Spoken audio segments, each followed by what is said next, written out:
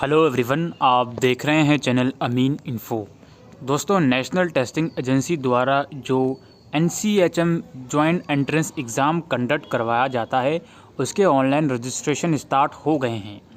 दोस्तों, जो joint entrance examination है जो कि national council for hotel management के लिए होता है, जिसके थ्रू आप जो देश के अंदर वेरियस IHM हैं यानी कि इंस्टीट्यूट हैं होटल मैनेजमेंट के, उसमें आप BSc हॉस्पिटैलिटी और होटल मैनेजमेंट कोर्स में एडमिशन ले सकते हो।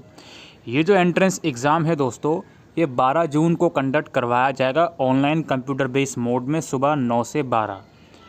और इसके लिए जो ऑनलाइन फॉर्म है वो आप 3 फरवरी से लेकर 10 मई तक फिल कर सकते हो, और जो फ़ीस पेमेंट है वो आप 10 मई तक कर सकते हो। ठीक है, रजिस्ट्रेशन 10 मई शाम 5 बजे तक होगा और जो फ़ीस पेमेंट होगी वो 10 मई रात 11:50 तक होगी।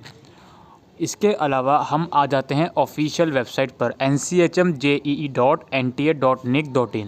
यहाँ पर आप देखोगे राइट साइड पर आपको रजिस्ट्रेशन फॉर्म का लिंक मिलेगा। आप कमेंट करके बताइए कि अगर आपको रजिस्ट्रेशन फॉर्म के प्रोसीजर के ऊपर अगर वीडियो चाहिए। अदरवाइज़ प्रोसीजर काफ़ी इजी होता है, कोई इसमें आपको मुसीबत नहीं आएगी फॉर्म फिल करने में।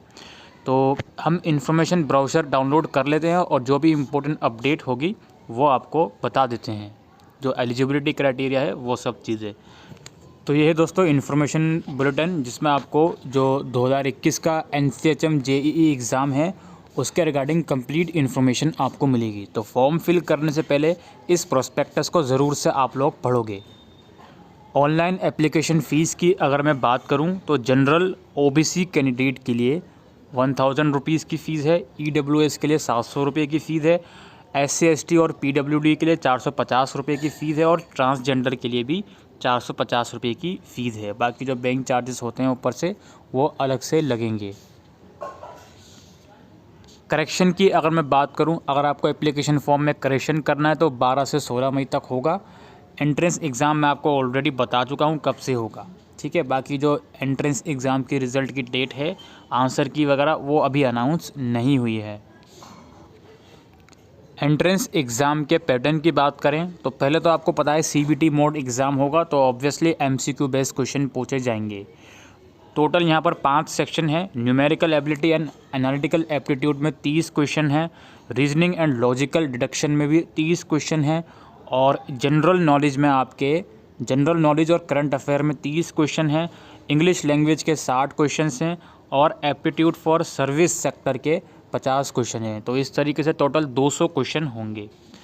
हर सही आंसर के लिए 4 मार्क्स आपको मिलेंगे, और अगर आपका आंसर गलत होता है तो 1 मार्क्स डिडक्ट कर दिया जाएगा। मीडियम जो होगा वो इंग्लिश और हिंदी लैंग्वेज में आएगा question paper. Option of medium of question paper should be carefully chosen by the candidate while filling the application form. तो भाई जब आप फॉर्म फिल कर रहे होगे तो उसमें आपको जो मीडियम होगा क्वेश्चन पेपर का वो चूज़ करना होगा। एग्ज़ाम की जो ड्यूरेशन है वो 3 घंटे की होगी, यानी कि 180 मिनट्स की होगी। एलिजिबिलिटी क्राइटेरिया की अगर मैं बात करूं, candidate should have pass 10+2 system और it's equivalent with English as one of the subject from recognised education board. Candidate must have pass English as a subject of study, core हो, elective हो या functional हो। तो भाई ये लोग बोल रहे हैं कि क्लास 12 पास आउट होनी चाहिए और उसमें इंग्लिश सब्जेक्ट आपने ज़रूर पढ़ा होना चाहिए। दोज अपेयरिंग इन 10+2 और इक्विवेलेंट कैन ऑल्सो अप्लाई, यानी कि जो बच्चे 2021 में +2 का एग्ज़ाम देंगे वो भी इसमें अप्लाई कर सकते हैं, बशर्त ये है कि 30 सितंबर 2021 तक आपको आपकी जो मार्कशीट होगी, जो भी रिलेवेंट क्वालिफ़िकेशन के सर्टिफिकेट होंगे वो प्रोवाइड करने पड़ेंगे। और यहाँ पर कुछ और +2 से रिलेटेड जो एग्ज़ामिनेशन होते हैं, जो +2 के इक्विवेलेंट होते हैं, उसकी डिटेल है यहाँ पर 5.2 में, तो इसको आप जाकर ज़रूर से पढ़ सकते हो। ठीक है, एज लिमिट की बात करूं तो जनरल, EWS और OBC के लिए अपर एज लिमिट 25 ईयर है 1 जुलाई 2021 को, यानी कि 1 जुलाई 2021 तक आपकी एज 25 साल से ज़्यादा की नहीं होनी चाहिए और आप जनरल, EWS और OBC की कैटेगरी में आते हो। तो इसका मतलब ये है कि कैंडिडेट बॉर्न ऑन और आफ्टर जुलाई 1 1996, यानी कि 1 जुलाई 1996 के बाद की आपकी डेट ऑफ बर्थ होनी चाहिए अगर आप जनरल, EWS या OBC कोटा से हो। अगर आप SC ST कोटा से हो या फिर PWD कोटा से हो तो वो एज लिमिट 28 हो जाएगी। इसका मतलब जुलाई 1 1993 या उसके बाद की आपकी पैदाइश होनी चाहिए। जो आपके 10th क्लास की मार्कशीट में डेट है वही कंसिडर करी जाती है।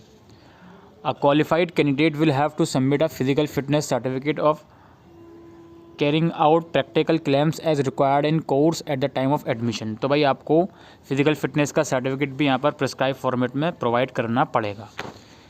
रिजर्वेशन देख लेते हैं। 15% सीट्स शेड्यूल कास्ट के लिए हैं, 7.5% शेड्यूल ट्राइब के लिए हैं, 27% ओबीसी नॉन क्रीमी लेयर वाले के लिए हैं, 10% रिजर्व कैटेगरी के लिए हैं, सॉरी ईडब्ल्यूएस के लिए हैं। ठीक है।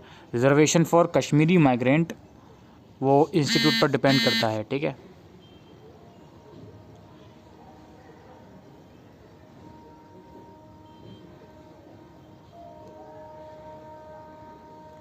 एग्ज़ाम सेंटर के बात करें तो आपको अपने फॉर्म में प्रेफरेंस देना होगा 4 अलग अलग सिटीज़ का। उस प्रेफरेंस के अकॉर्डिंग आपको सेंटर अलॉट करा जाएगा और कोशिश ये रहेगी कि जो भी आपका फर्स्ट प्रेफरेंस है वो आपको अलॉट करा जाए। प्रेफरेंस जो एग्ज़ाम सेंटर की लिस्ट है वो इसी प्रोस्पेक्टस में आपको मिल जाएगी, वो आप पढ़ सकते हो।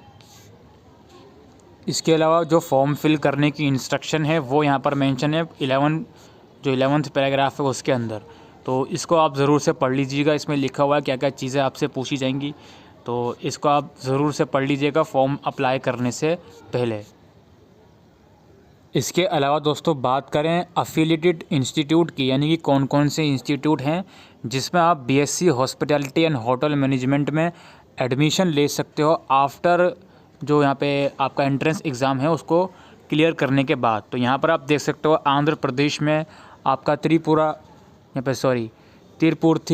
तिरुपति में आपका जो इंस्टीट्यूट है SIHM तिरुपति स्टेट गवर्नमेंट है ये। असम के अंदर भी आपका IHM गुवाहाटी है जो कि सेंट्रल गवर्नमेंट का है। बिहार के अंदर 2 इंस्टीट्यूट हैं, चंडीगढ़ में है, चेन्नई है, छत्तीसगढ़ है। दिल्ली के अंदर भी इंस्टीट्यूट हैं आपके, जो IHM दिल्ली पूसा है, अशोक इंस्टीट्यूट है और दिल्ली के अंदर एक और इंस्टीट्यूट है। इसके अलावा गोवा में है, गुजरात हरियाणा में है। तो इस तरीके से यहाँ पर लिस्ट ऑफ अफिलिएटेड इंस्टीट्यूट भी अवेलेबल है। टोटल इंस्टीट्यूट यहाँ पर जो मैं बात करूँ गवर्नमेंट और जो भी प्राइवेट है या फिर स्टेट हैं उसको मिलाकर टोटल 74 इंस्टीट्यूट हैं।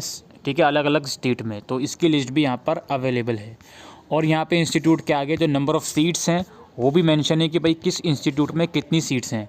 ठीक है, अब इसको आप कैटेगरी के अकॉर्डिंग इसको आप जो रिजर्वेशन क्राइटेरिया ऊपर डिस्कस किया था उसके अकॉर्डिंग आप इसको डिवाइड कर सकते हो।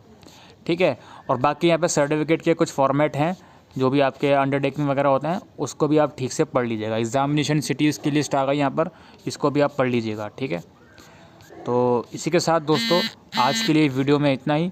आई होप आपको ये वीडियो यूज़फुल लगी हो, तो वीडियो को शेयर करिएगा।